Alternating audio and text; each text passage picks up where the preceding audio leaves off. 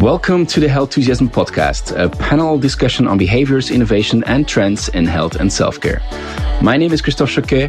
I'm the author of the book called Health-Thusiasm and a global keynote speaker on the future of health and self-care business. Every month, I discuss with a panel of experts the positive changes that are shaping our health and happiness. And today, we have a full panel. We have our American in Paris, who's now actually in Barcelona, medical expert in digital health, Aditi Joshi. Hello, everyone. From London, customer experience and research expert, Krupa Sutar. Hi, everybody. And we also have from Ghent, Belgium, human experience expert, Mo Suina. Hello there. So this means that we are missing Aline Noizet, our digital health connector. She's traveling in San Francisco right now. She couldn't make it. And as per habit, what we do is when we're missing somebody from our panel, we invite a guest to the show. Now, before I introduce the guest, if you want to be part of the show as well, you can go to the website health-thusiasm.com and reach out to me. We do already have a long list of interested people, but we are happy to hear from your interest as well. I have to say there are 3 requirements that you need to meet if you want to be part of this show. First of all, you need to have some health enthusiasm yourself, of course. It would be great if you have some expertise in a specific field, but most of all, we are looking for people that are lovable. I said lovable, not laughable, just to be sure. And our next guest certainly is lovable, I have to say. He is a serial entrepreneur. He was an executive in pharma. He's a venture builder, a speaker, a board advisor, and all of that with a focus in digital health. Personal anecdote, he was also the very first person to take a selfie with me, holding my book up in his hands to share on social media. At the time, it was a rather unusual experience to me, but he did help me sell probably 100 more books, I believe. You may know him as the podcast host of the DTx Podcast, an amazing podcast on digital therapeutics, or as the co-founder and COO of YourCoach Health. Welcome to the show, Eugene Borukhovich. Wow, with that intro, super honored to be here, Christophe, and I hope I'm not just lovable, but laughable too. I do enjoy humor. You're welcome to do so. So together we will and we want to amplify the health enthusiasm that we see in articles and new business ventures or simply even in the world around us. Now, if you're new to the show, you might wonder what health enthusiasm is all about. Well, health enthusiasm is the aspiration that we all have to be healthy and happy. And as a result of this, every company or organization is now more than ever focused on making their customers healthier and happier. So tell me, Mo, what health enthusiasm did you witness in the past month? My health enthusiasm today is not only hopeful, but also a testament to how fast things in the scientific world can evolve, from skepticism to being scientifically proven. And it's also a shout out to all those who challenge the status quo, like we all do, and who remain cautious and open-minded enough to keep believing in the motto, absence of proof isn't always proof of absence. As a brand experience challenger and behavioral geek, I've had numerous exchanges with clients on how purposeful brands and organizations are able to unlock so much more healthy and long-term value for all stakeholders. And today, with my health enthusiasm, I'm proud to share a news that takes that principle up a notch. A pretty recent study, it's only a year old, finds that people with higher levels of purpose may have a lower risk of death from any cause, and that this association is also applicable across race, ethnicity, and gender. And that's also a study that suggests that this association is higher and stronger, ladies, among women and than it is among men. But there's no significant difference by race or ethnicity. So once again, women are the stronger gender. Growing research indicates that one's purpose, the extent to which someone perceives a sense of direction and goals in life, may be linked to health protective benefits such as better physical functioning and lower risk of cardiovascular disease or cognitive decline. It was the team at Boston University School of Health that included over 13,000 people in this study to come to this result. And they use a widely used tool that measures different aspects of well-being. But there's also some interesting facts that they examined mortality risk over an 8-year period. And they started from 2006 and they continued for a very long period there. Now, what is interesting is that how remarkable is the shift in risk of death? Well, people who have less sense of purpose, they have a 15.2% mortality risk, compared to people with the highest level of purpose have the lowest risk, 15.2, and those with the lowest sense of purpose have the highest risk, which is 36.5% mortality risk. That's factor 2.4, by the way. They also gathered data on a higher sense of purpose, and what's interesting is that the stronger observed purpose mortality association in women may be attributable to gender difference in the way of using healthcare services. It seems that self-care among women has a lower threshold. So they would be with a higher sense of purpose. Women are more willing to use healthcare services, and that might be interesting for you, Eugene, than men. So men tend to underuse the necessary healthcare services due to the social norm. So that's really interesting. So I love the fact that we were able to start from a generic principle like purpose and trickle it down to how it impacts such factors like health, emotion, psychology, and behavior, in this case, the use of healthcare services. My healthhusiasm for today. Yeah, interesting. And maybe nice to know is that I'm finishing my second book now, and it'll be a lot about aspiration. So aspiration as the main driver to become healthy and happy. And one of those aspirations is actually purpose. I saw that article as well. It will be referenced to in the book as well. Krupa, I see you nodding. I think this is definitely up your sleeve as well. But what is your healthhusiasm this month? Thanks, Christophe. So the first healthhusiasm that I would like to share is related to helping female tennis players perform at their very best. So you may know of Wimbledon. For those who don't, it's the greatest tennis championship exists, the greatest Grand Slam that there is. And within the tournament, it's known for its all-white dress code, which all players have to adhere to. What has happened over the years is that it has led to female players, women players, having some anxiety around what to wear during the time of the tournament if they are menstruating. It's all white dress code, so they haven't been able to wear anything darker. And as a result, they're more worried about the fact that they may have a leak or something may show than actually being focused on their performance and play. And actually, this should be the least of their worries around what they're wearing, because ultimately what they're there for is their tennis and their skill. Anyway, after some calls from players, former legends, and protests that took place last year, the dress code has been relaxed. And it was announced that last week, women will be able to wear different coloured shorts during the tournament. And that will come into place from 2023. It's such a relief that this is taking place. So thank you to all those who campaigned for this change. My second healthhusiasm is actually in relation to the launch or the development, I should say, of a female crash dummy. Now, since the 1970s, crash dummies for car safety trials have typically been based on the average male build and height. However, women are more likely to be prone to injuries and accidents, and consequently are 3 times more likely to have whiplash from what's known as rear impact collisions.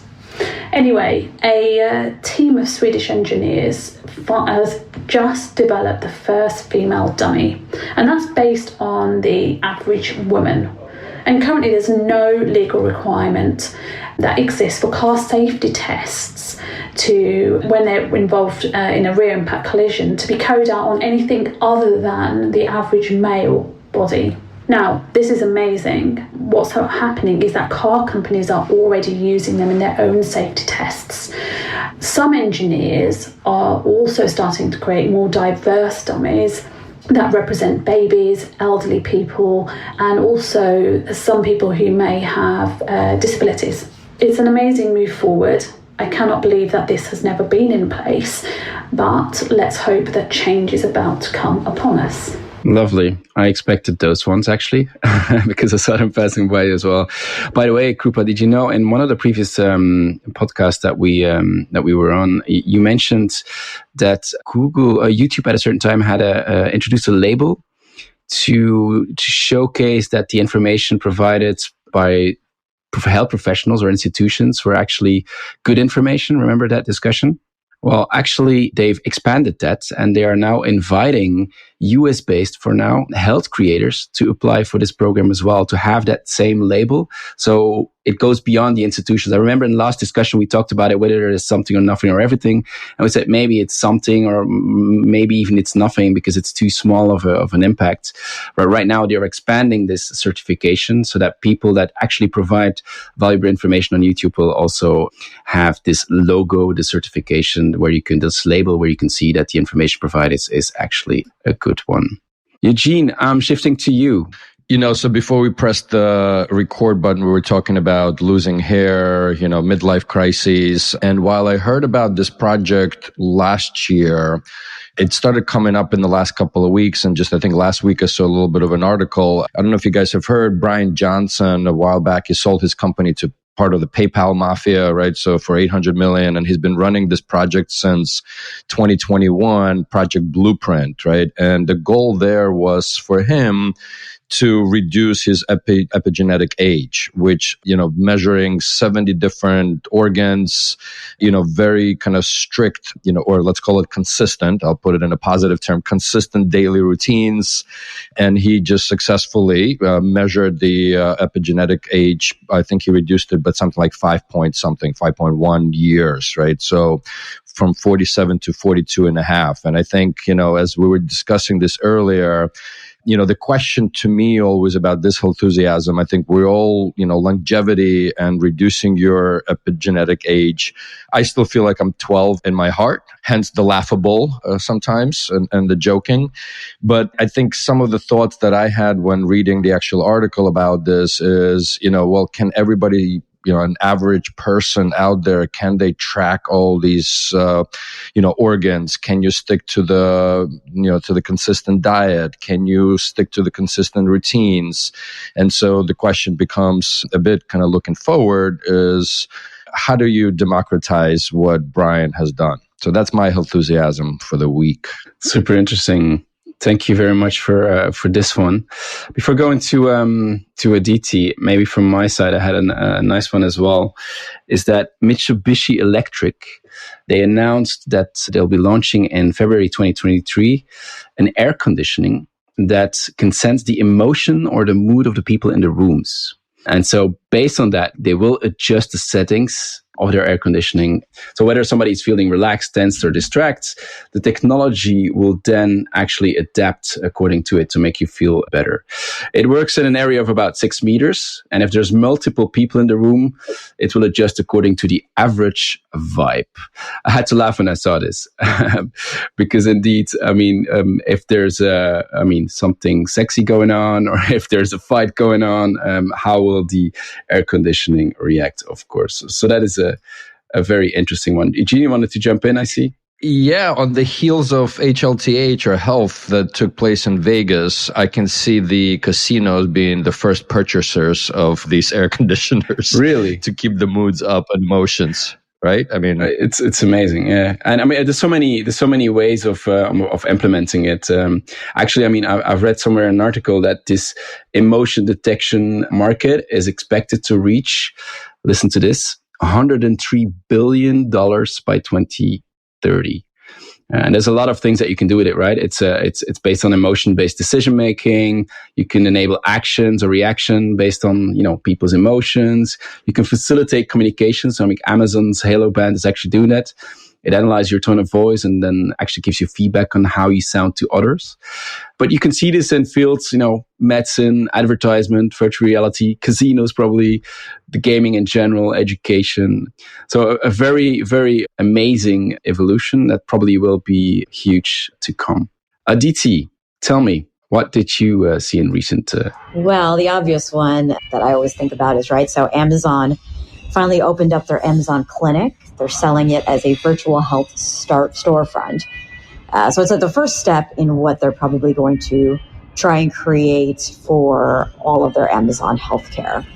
I find it interesting mainly because what they're selling and what they're providing is exactly what direct-to-consumer telehealth companies were doing 10 years ago. And so they're doing very basic treatments, but they're able to provide it for a lot of people. we'll see how that goes. It's going to be a couple of steps forward.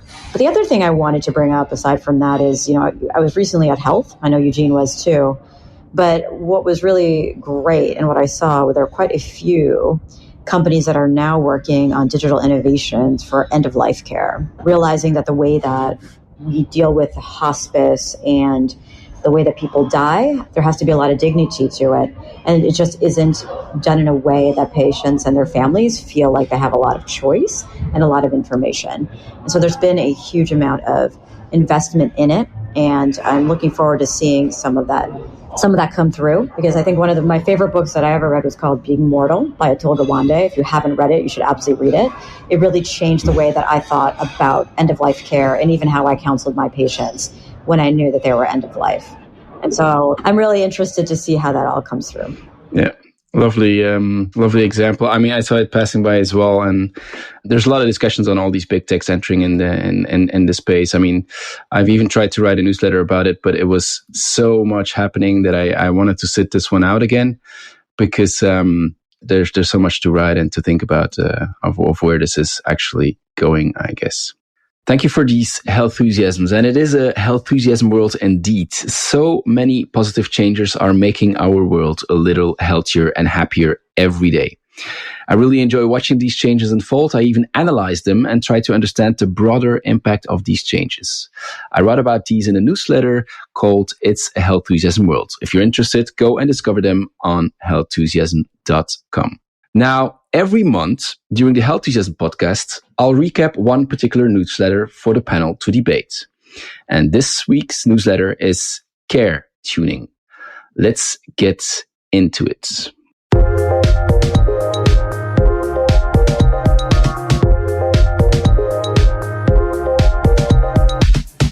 So, health enthusiasm is the result from a human aspiration to become better, healthier, or even happier. And it makes people look for products, services, and experiences that helps them transform themselves. So as a result, many companies that previously had little to no affinity with health and self-care, they are now embarking on a journey that puts health at the core of their customer strategy. Health enthusiasm is this big societal and economical shift that is impacting the world massively. And it got accelerated during COVID, because the healthcare system wasn't able to function as we wanted to, or as we needed, in fact. Health systems were inaccessible, shortage of health workers was very present, the empathy for governmental COVID measures was quickly wearing out, and we became aware of the limitations of sick care. But at the same time, outside of healthcare, we saw how people were more and more empowered in industries like banking, travels, and retail. They could do things themselves. And so people now, they also look to take their health into their own hands. It wasn't even surprising when I read the Ipsos research back in 2020 that found that 78% of people wanted to have more control of their health and self-care. And definitely with healthcare, the healthcare system, the hospitals being shaken up, self-care took an even more solid stance in areas that could impact our physical and our mental health, of course. And it was starting to claim its place alongside healthcare. After all, 99% of caring about our health happens outside of healthcare anyway. And that's not me saying that, that's the WHO. Self-care is not just the prevention of diseases, but it's part of the, if you will, the entire continuum of health management. And so in the next 2 to 5 years, I expect that we will see self-care being, or solidifying, if you will, its position alongside healthcare. While perhaps today self-care and healthcare might be two opposing, sometimes even non-communicating forces, they will turn up to be the yin and yang of health management. And for that, these different types of care will need to be tuned to one another. And what we see a lot of initiatives already rising today from both sides that actually showcase that, this care tuning will happen. I'll give you 3, just a short example. On the one hand side, we have the merging between wellness and medicine. What we see is that retreats, but also fitness centers, that they are increasingly including medical practices in their approach. We have, of course, the popularity of lifestyle medicine. And if you're not, aware of that, or if you're not too familiar with it, lifestyle medicine is actually the conviction that lifestyle interventions can treat, possibly even reverse chronic conditions. And there's an increasing amount of evidence-based studies that help or support lifestyle medicine as well.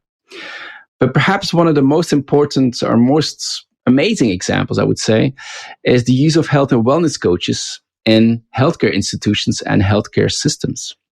I'll give you two examples in that space. It's one comes from the Mayo Clinic in Minnesota, who actually launched a wellness coach training program to train health coaches, wellness coordinators, physicians, yoga instructors, dietitians, exercise specialists even, to train them on the soft side of medicine.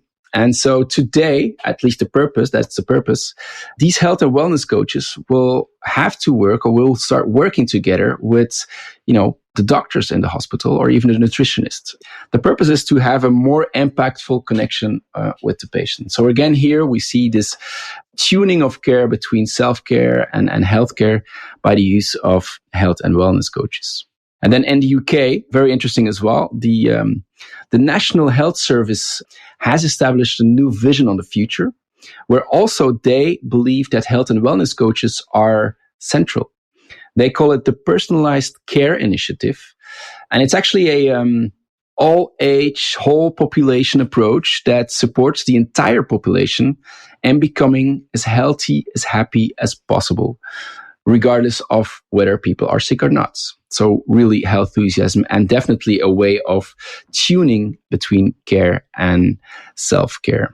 And so if we do this right, we can really have, by tuning this properly, we can really have this yin and yang of health management, as I mentioned earlier. But what we will need is perhaps, and that's maybe my belief, that's a question to the panel perhaps as well, is that I believe that the healthcare industry might have to be a little bit more open to practices like self-care.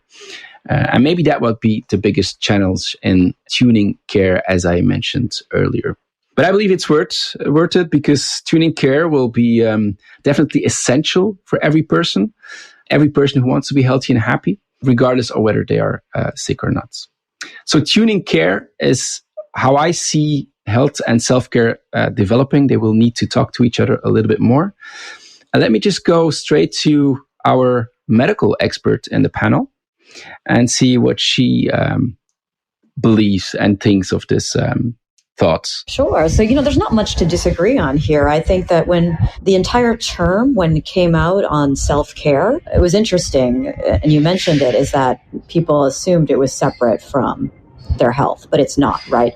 When people talk about self-care, they're really talking about making themselves feel better. It's very much linked to mental health. A lot of the exercises are things that are good for your health, right? Whether it's exercise or massage or meditation, whatever it is, that's part of it.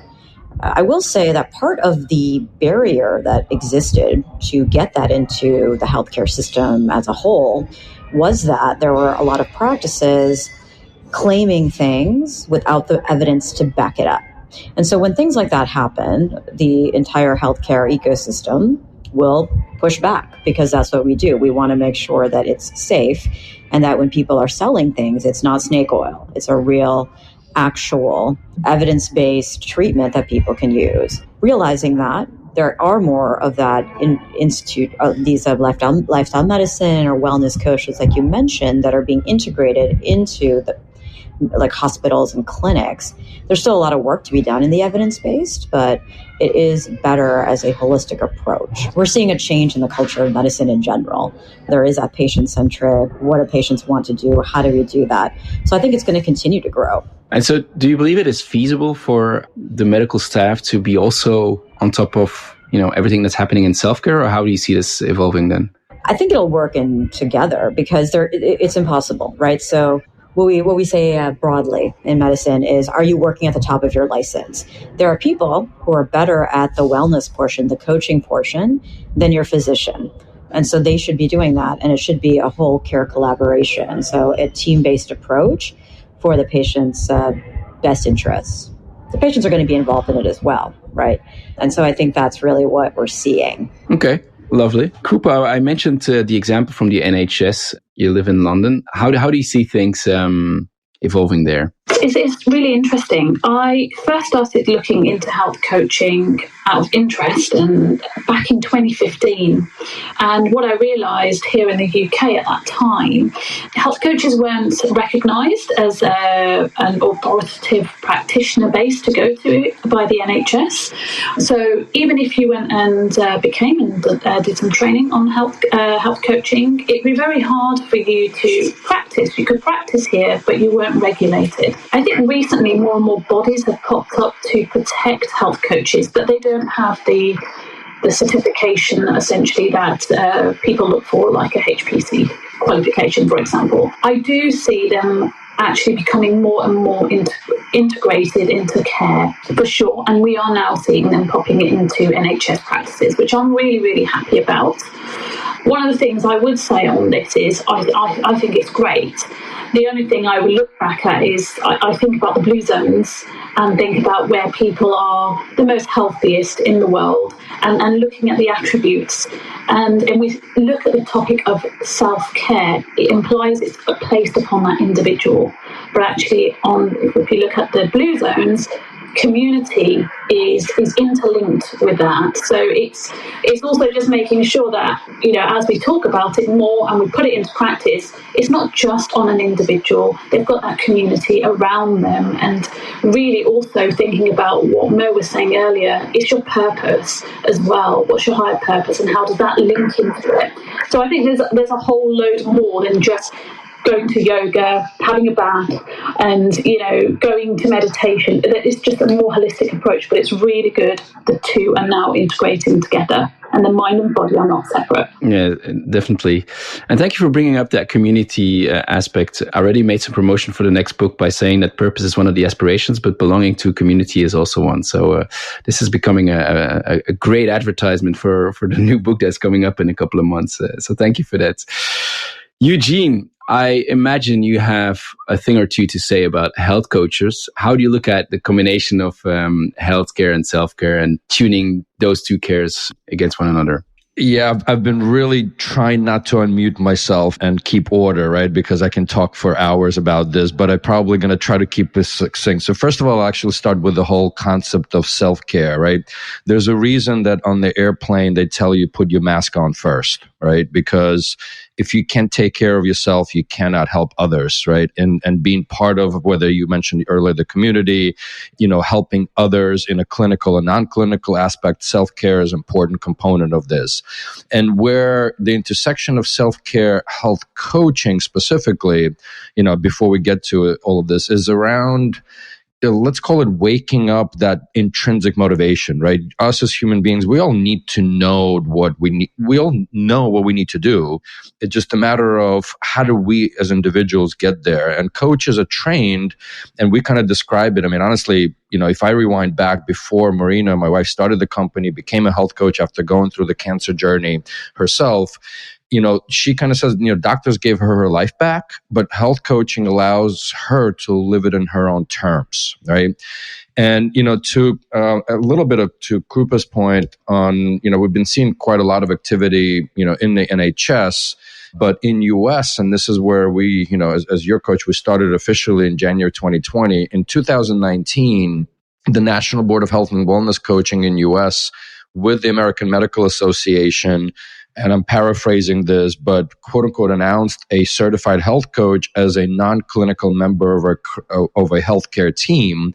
And there are now level 3, there are still level 3 test CPT codes, but looks like the national board is applying for those reimbursements in February of next year, and the AMA will be doing the initial voting on those reimbursements in May.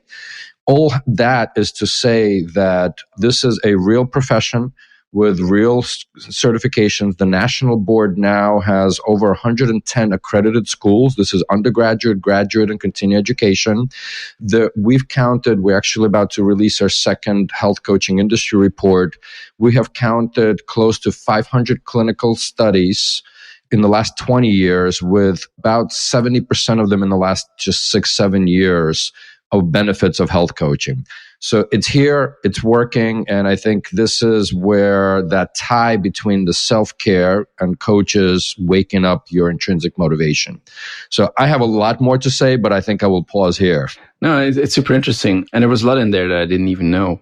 Maybe a question for you, which I've been thinking about quite a while, is that you see these early startups or even scale ups in the meantime that started off with coaching, letting go of the coaching aspect. One of the most famous ones, I believe, is Noom. They had a very core focus on health coaching, but they let go of it. Do you know why that is? Why did it go? Or? Yeah, it's actually kind of funny that, Marina was on the same panel as we're just getting rolling with Saiju. And, kudos to the team, honestly, bringing the company where it's at. But we never believed that Noom does real health coaching, right? And what we define as real health coaching is non-clinical psychotherapy. Again, these are kind of our terms. Noom was using humans to do nudging, for lack of a better term. We also don't believe in chat-only health coaching. We don't believe that that's health coaching, because health coaching is a relationship model. Now, the second part to this, there's Noom and many others that did, and many of those were not true health coaching and kind of our definition of it, A. And then B, if you think about US, which is where a lot of this started happening, and especially in the B2B world, as some of these companies that are going B2B, large employers, health plans, and selling into it, very difficult to predict the demand. So they either overhire or underhire the health coaching, and in many cases they overhired. Now, last piece on this is the ratios of coach to coachee. In some of these companies go up to 600 to 1, which again, just think about that number, right? And again, just kind of proves the point that it's not really coaching, and it's using humans to nudge people. So. Lovely. Nudging brings us to the human experts, or the human experience experts. Mo, tell me something. Wow, this is really interesting. I think the core of that conversation, and thank you for bringing that up, Christophe, is how do we shift from therapy to care, to real care, right? And how do we not make it patient-centric? How do we not make it customer-centric? How do we make it life-centric? Because our organism and our lives is not organized in therapeutic domains, or it does not have departments. Our body, our organs, it's all connected. So it does not collaborate, it does not coordinate, it cooperates. And if you have teams working around, cooperate means that you're working on the same opus. You're working on the same thing. And I think the fact that it's been integrated as a non-clinical part of the team is the way forward. It's an ecosystem, it's holistic. And I think we're going from siloed services to integrated services. And where we used to we were not able to manage the complexity of biology, right? And our answer to the complexity of biology is to organize it and to make it, and to make it complicated. And I love the way it's, all working together. But I do agree that since it's so crucial and stakes are really high, that standard should be high.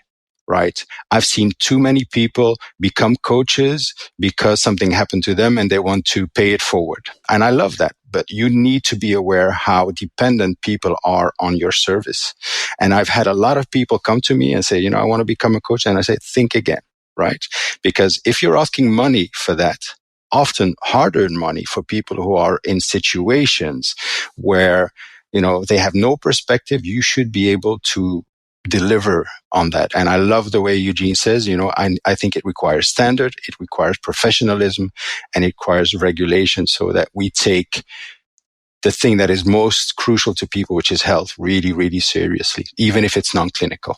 So love that. I think we're just helping people to thrive. And since there's so much at stake, we should take it seriously. Yeah. Yeah, I fully agree. I mean, it needs to be clear on what you deliver or what you don't deliver. I mean, you can't overpromise for sure. Yes. So thank you for this discussion on care tuning. Now let's move to the next segment of the Health Enthusiasm podcast. Is it something, nothing, or everything?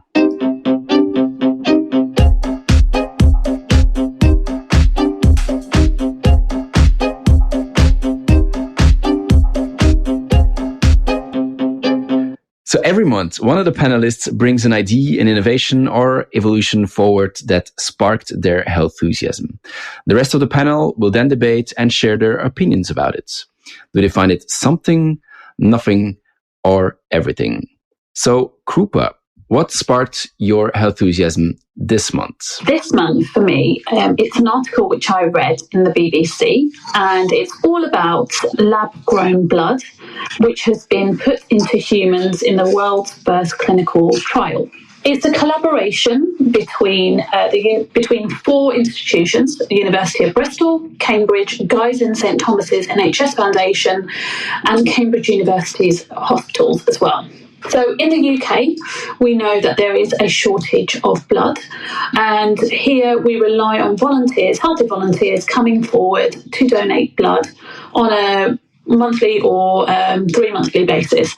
Now, we know that we have a shortage as well for certain groups, ethnic minority groups as well, and then there's also a shortage of certain blood type groups as well. So what the trial is focusing on is red blood cells, and the red blood cells are the ones that carry oxygen from the lungs to the rest of the body. And how this trial works is that usually in a normal donation, you'd have a pint of blood. You'd get around a pint of blood, which is about 470 mils.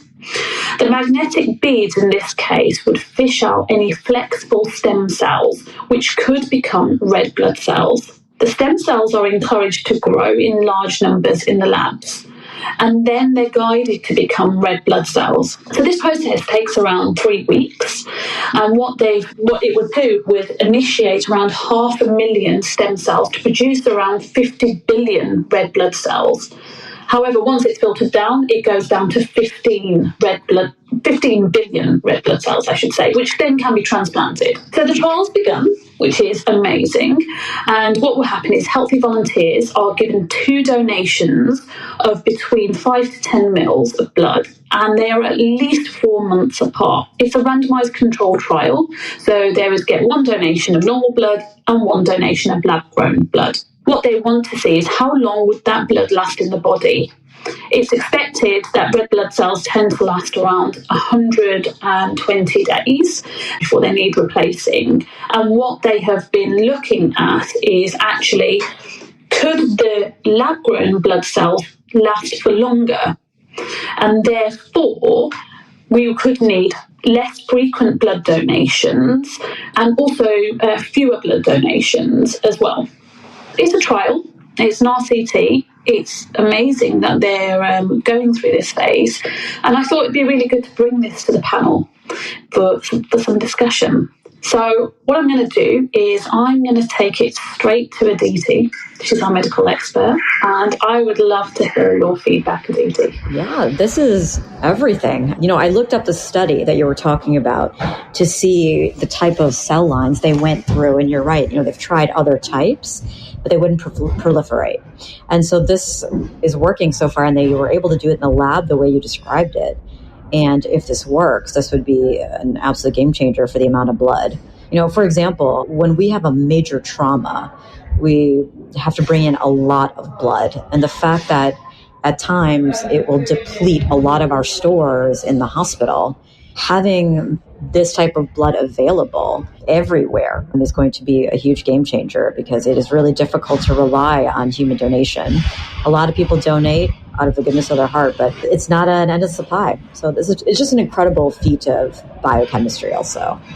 So it's great. Thank you. Yes, here it is. It's the same thing. They donate out of the goodness of their hearts. My husband donates his blood as well. However, again, it's all voluntary based. Mo, I'd love to hear your thoughts. I think it's really wonderful, but I think it confronts us with the scarcity of biology, whether it is in nature, whether, we're getting stressed because the bees are not able to do the things. So I think how that domino kind of pushes us towards biologic scarcity. And I think it's really hopeful. Now, for your information, I started up a non-for-profit, which is the Belgian National Organization of Regenerative Medicine. We are talking with the University of Ghent, and it's about tissue engineering. We're also thinking about that. How will we grow organs? How will we, grow blood?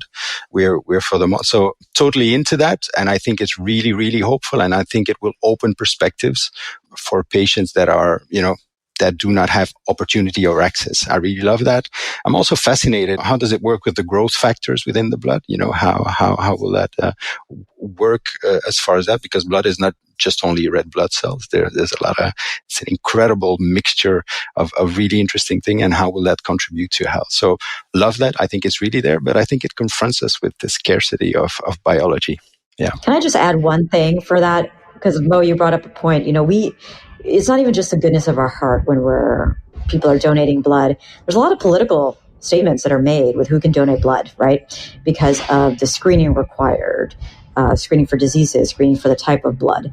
And so this takes some of that away, which is probably for the best, or is it better to be able to actually confront these biases instead and get past them? Yeah, it is true that not everyone is eligible to donate blood. But I think from a behavioral point of view, you're better off engineering blood than waiting for biases to change.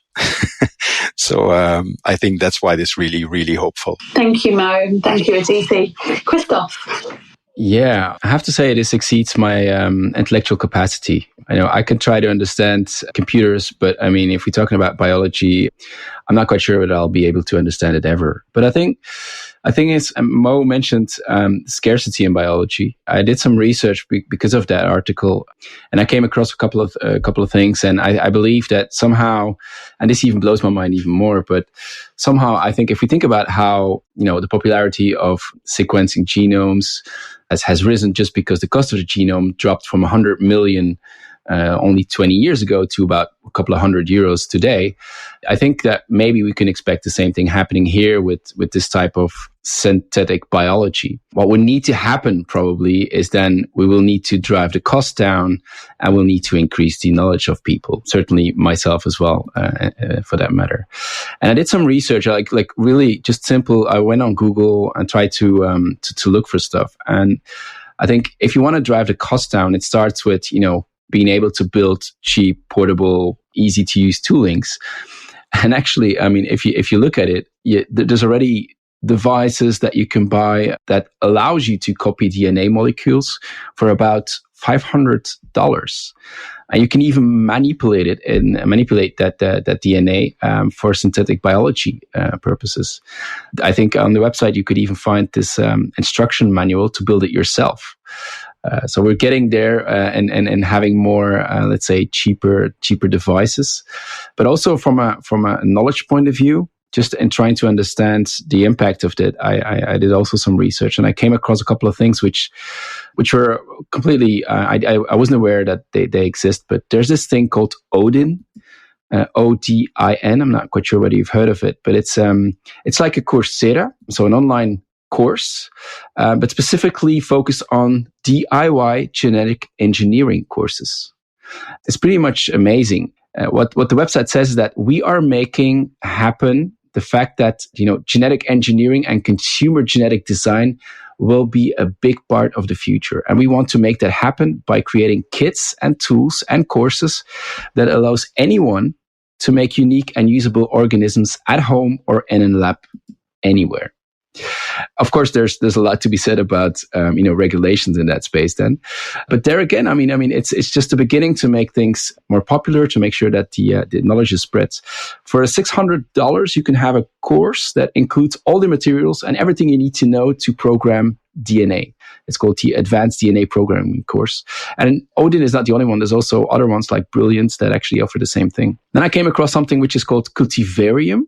It's a website that is actually some sort of, they call themselves the access to the genetic potential of the biosphere. What they do is they create some sort of open source tool for life scientists so that they can actually have access to novel microorganisms. And it's a platform and people share things on it so that we more quicker can learn from each other. It's an open source platform.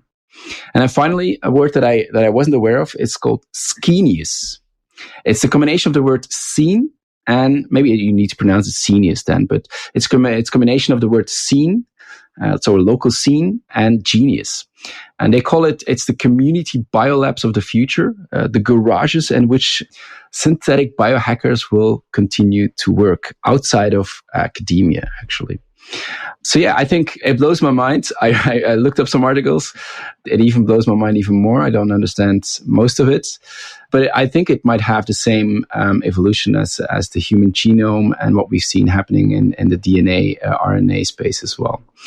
Maybe as a final word on this, I came across a company which is called Ginkgo Bioworks, and they have a tagline that is amazing. It says, "Biology is the most advanced manufacturing technology on the planet.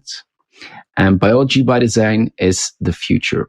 So scarcity, Mo, I do agree right now maybe, but it seems like we're on a track to just produce biology when we need it.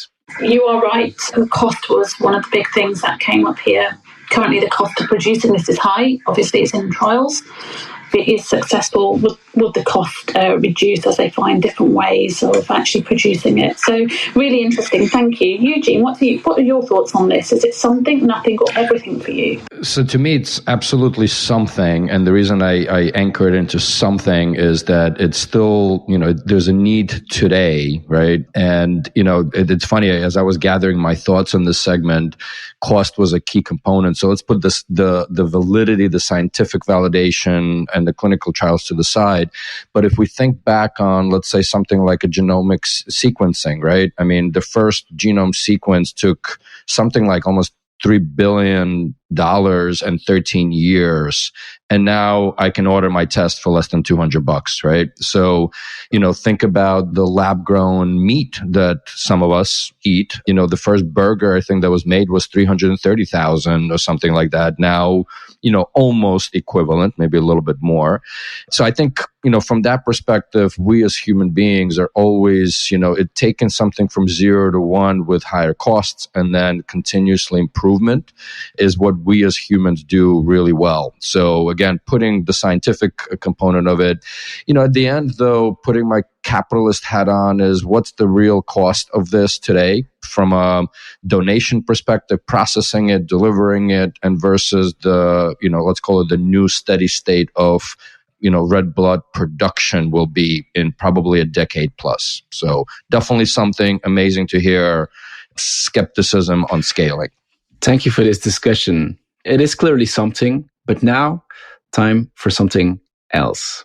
In this health enthusiasm world, we see the boundaries of industries blurring between the worlds of healthcare, wellness, and consumer business. You can see how consumer businesses are slowly moving into the wellness and healthcare space, and while the healthcare industry is paying more attention to what is happening outside of their own industry. We talked about this earlier in the podcast as well. But this brings the following question. What behavior, innovation, or trend from one industry can be worthwhile to another industry? In other words, what should we bring inside out or outside in?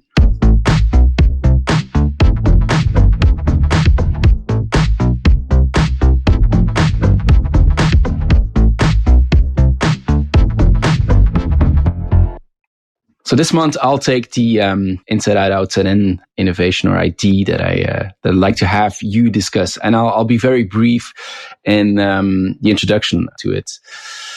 Because I want to talk about designing for health and self-care solutions today. We've seen in the design methodologies, we've seen a huge evolution. And my question is, where are we today in health and self-care, and what is the next step to be taken? Now, to briefly give you a short update of where we're coming from and where we're heading, I think in the 1960s, there was something that is called participatory design, which was mainly about testings that were done by users at the end of a development. The purpose was to check the usability, first and foremost. Then in the 90s, we got a little bit more user-centric. It was also called user-centered design. And then what we did is we didn't wait until the end of the development, but we are already included users during the development process. And we wanted to know about their needs during that process to better build solutions. But still, the purpose was to create a better user experience, meaning what experience you have in using a certain solution. Now, from the 2000s onwards, we had service design, which was more focused on customer experience along the journey. It came along with the focus in business on customer experience as well. And the difference between user experience is that it was more of a holistic approach. it was not only the use that was co-developed, it was also taking into account the input from different other stakeholders. And it was looking at basically the entire journey. And so this was a radical shift. And then recently, I think in the last 15 to 20 years, what we've seen is something which is called human-centered design. Because the previous ones, participatory design focused on, usability, user-centered design focused on user experience, or service design on customer experience as a whole, they were all pretty much focused on the solution, not really too much on the human at the center of everything. And so human-centered design is much more of a mindset than actually a tool set, but it should help to better understand the complexity of human behaviors and actually be able to create better solutions that fit human factors as well as the entire context around it. Just for some knowledge information, it's championed by the Nobel Prize laureate Herbert Simon in 1956 already. It was developed and taught by the Stanford University Design School. It is leveraged by design firm, one of my favorite firms actually, IDEO. And you can even find it on UNICEF websites, where you can find a lot of resources on human-centered design as well. Again, the purpose is to humanize the process of designing, to better understand the complexities of human behavior, and to solve larger societal problems. So my question to the panel would be, where are we in healthcare with human-centered design? Are we still focusing on usability? Are we focusing on user experience? Are we already looking at customer experience, or already putting the human at the center of everything? And so for this topic, maybe let me just go to Mo, human experience experts. What's your thought on this? Well, 99% of my work is to help organizations in the health and wellness business shift from brand-centric to human-centric. And what I see is and that's kudos to my previous mentor, Mrs. Becky Chittister, who launched in the organization where I worked, Wunderman Thompson Health, which was part of WPP, kind of health inertia, right? Because there's a lot of ambition, but there's not a lot of courage. And what do I mean? We operate in a very compliant organization, and we see that it's often focused to the solution, but we're not willing to take that up a notch and look at the organization that is delivering that solution, the culture that is delivering that solution, and how are people rewarded? And if pharma organizations are rewarded on sales and revenue, it might be very hard to redefine what success looks like. Right. So we see it in a lot of these, improving lives, improving health and things like that. And I think we already addressed that. I think until it's ingrained in the way the organization is structured to deliver value, I think that's where the real value needs to be. So from my perspective, I think it's a very good evolution. I think the fact that we're trying to deliver things is interesting, but I don't think we're courageous enough in health and wellness organizations to also take that up a notch in how the structure is organized. How is HR within health organization human-centric? How is finance human-centric? So I think it's hopeful, but I think it requires a lot of courage. And I think it requires to balance how do we go about with compliance, because it's still very important. And then lastly, what I know, especially for pharma brands, is that everything has to be 100% scientifically argumented, but there's also the science of human beings. And I think we can be 100% scientific as far as science of human being, because in the end, everything that you're delivering, a human person has to say yes to that. Right?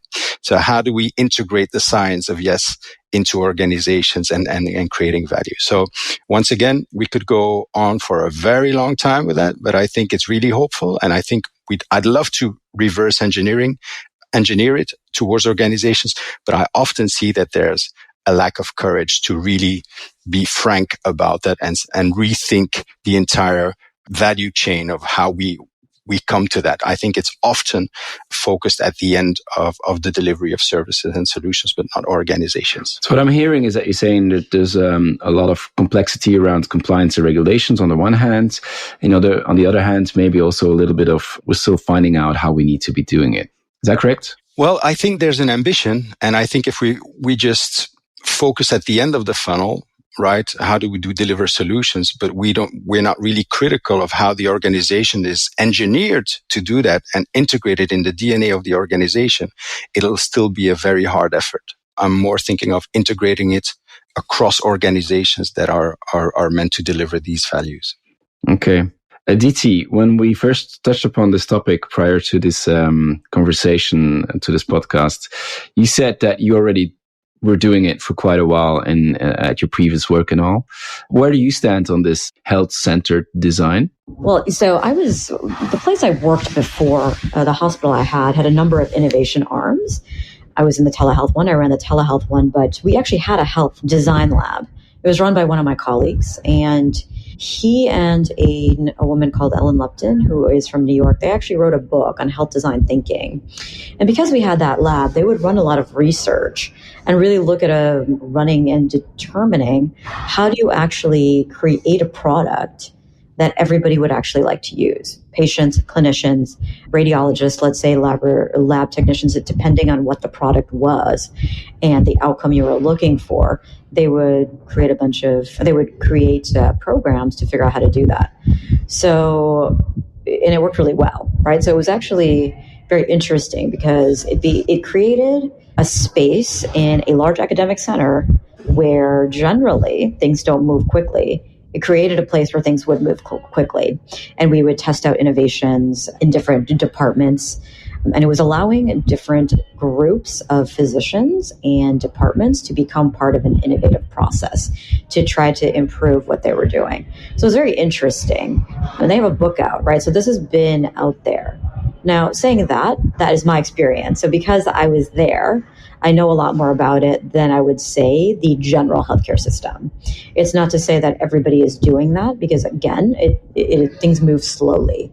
I see a lot of potential for it because it brings in all the stakeholders necessary for real innovation to take place, to get their input for real innovation to take place. Yeah, I agree with you. And by the way, I have the book here at home. It's an amazing book if you quickly want to feel what health design is really all about, health design thinking really is all about. I was going to say, then you can see that cartoon picture of me in there. Is there? Yeah. I did the telemedicine snippet in there. Okay, I'll definitely have a look now.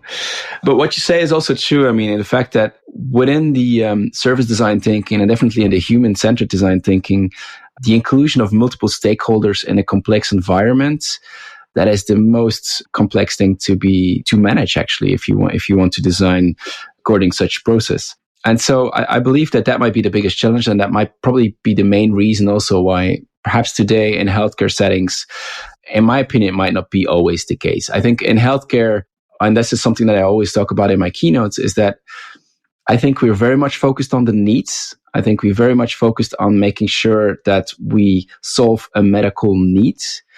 But sometimes we then don't go far enough to understand what will make this work.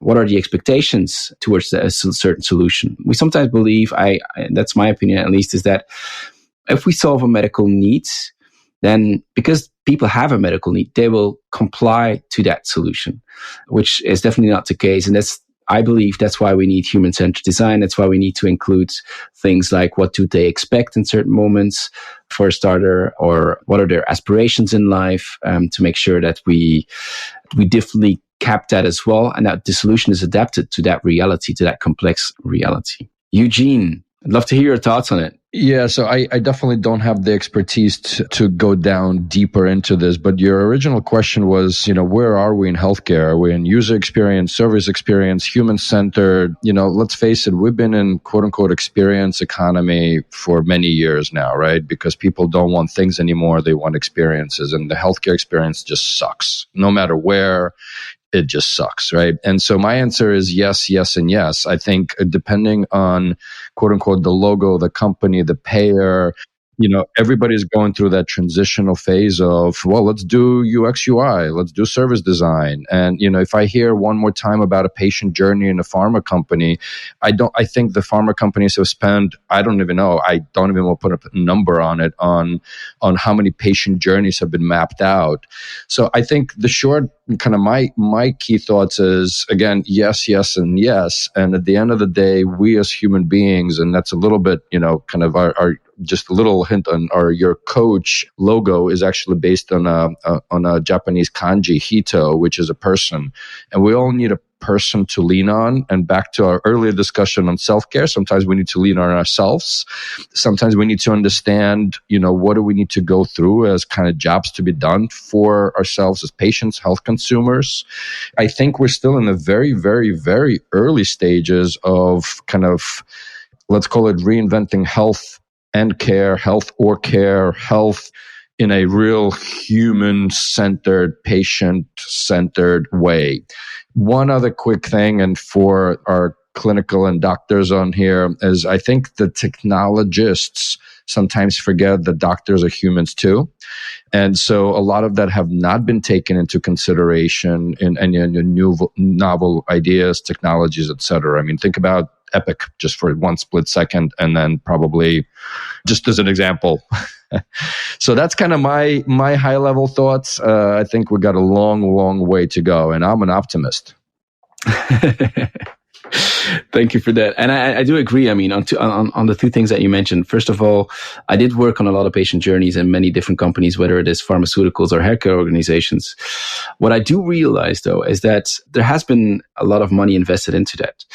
But they do it one time, and then they think they're good for the 4, 5, 6 years because they know the patient journey. And the reality is, and you can see that in consumer world, they invest a lot more into understanding the needs and the expectations or the aspirations of people. And that journey, that customer journey in that case, that consumer journey is then updated almost every 3, 4, 5 months. And obviously you may say that, things don't always change that much in healthcare, but I beg to differ because, healthcare is part of a bigger world, and that bigger world is changing as well. So the way that people look at it might definitely have an impact on that patient journey. And then the second thing is indeed, and I was actually given a keynote yesterday on that topic, is that you indeed need to have a great focus on the end user of a certain solution, but there is somebody who's transmitting that solution, explaining that solution, who you might be selling that solution to. And the process of designing that solution, it's very important to include also that stakeholder. And that is exactly the part of the human-centered design as well, to map that complexity. And that is definitely also something which I see lacking in many, many different initiatives. So I can only confirm that. So then, to conclude this segment, let's go to our customer experience experts. What's your thought, Krupa, on human-centered design? And where are we in healthcare?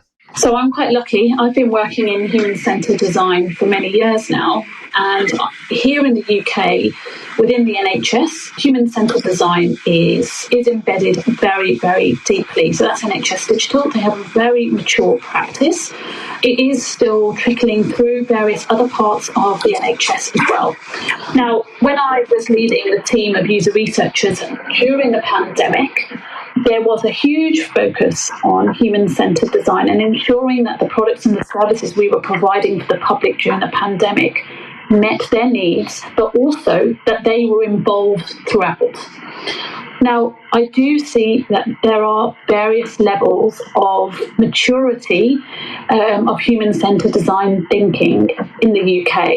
It seems that everybody wants to be doing this now, but there are organisations that don't actually understand who the different stakeholders are and how you need to bring them together.